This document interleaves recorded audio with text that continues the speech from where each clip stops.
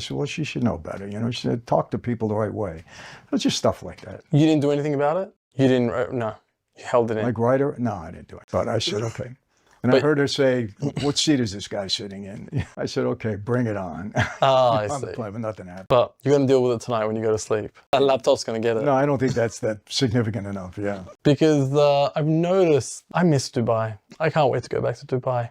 The service, everyone here, everywhere I go, I feel like, I'm sorry, I ordered that burger. Like, it's almost like, I don't know, like they're doing you a favor, right?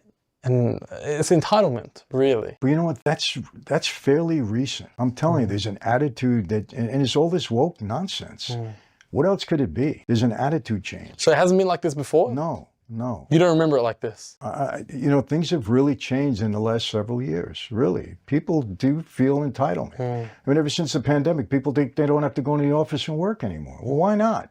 It's over. Go to work, you know? Our government people, I mean, government people are, you know, you don't want to get me started on that.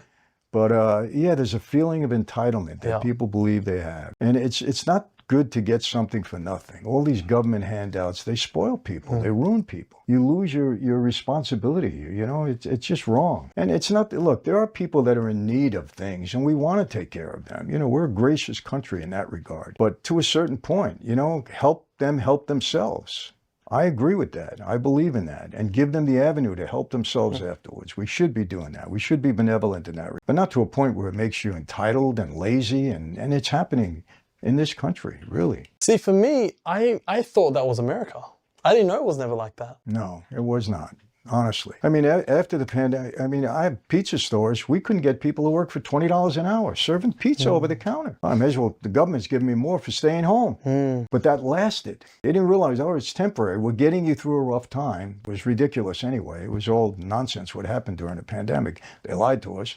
But it stayed in their head. And I don't understand people like that. I really don't. You know, it's tough for me to understand that mentality. You mentioned cancer before. Why are all the old timers from the Mafia dying from cancer? What is it that you guys used to eat, drink all the time? Because you look at the history, cancer, death, cancer, John Gotti, death, cancer. A lot of drinking, a lot of smoke. That's, I mean, I'd have to attribute it to that.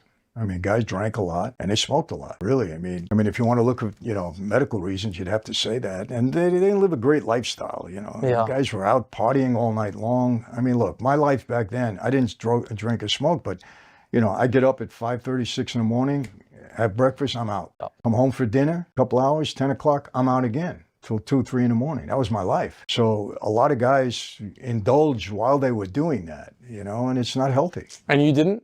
No. I mean, no. Now, because you didn't, in the smoking and in the drinking, did that not make you, I would imagine that wouldn't have made you fit in. No, I think, I mean, because I partied, don't get me wrong. I'd be out in the clubs and I'd be doing that, but and I wasn't the only guy like that. There was guys that just didn't do, you know, they didn't indulge in that. But I was there. Listen, I enjoyed being with my guys. I had a good crew. We had a lot of fun together. I enjoyed it. So, I mean, we had a good time. Are all of them dead? What's that? Are all of them dead? Every one of them. There's no one you can call from that life? One guy, and he's my partner. I know him 40 years. How did he get out of that life? He was smart. And he was blessed. He was, long story short, sitting in a car. They were talking about a murder. The car was bugged. And every time they went to him, all he did was go like this or like this. Never opened his mouth. He was the only guy that escaped that indictment. And then he left town and never went back. Came out to the West Coast. And he said, I escaped that. I'm not taking any chances. Is there a real risk of you guys being targeted right now? Or no, it's too much gone, too much time has passed, too many people have gone. I'll tell you how many times people have asked me to run for office. They wanted me to run for mayor of Las Vegas. I have people here wanting me to run for governor of California. I said, listen, I'm out of that life 35 years. If I were to run for public office, everything that happened 35 years ago, people will make it sound like it happened this morning.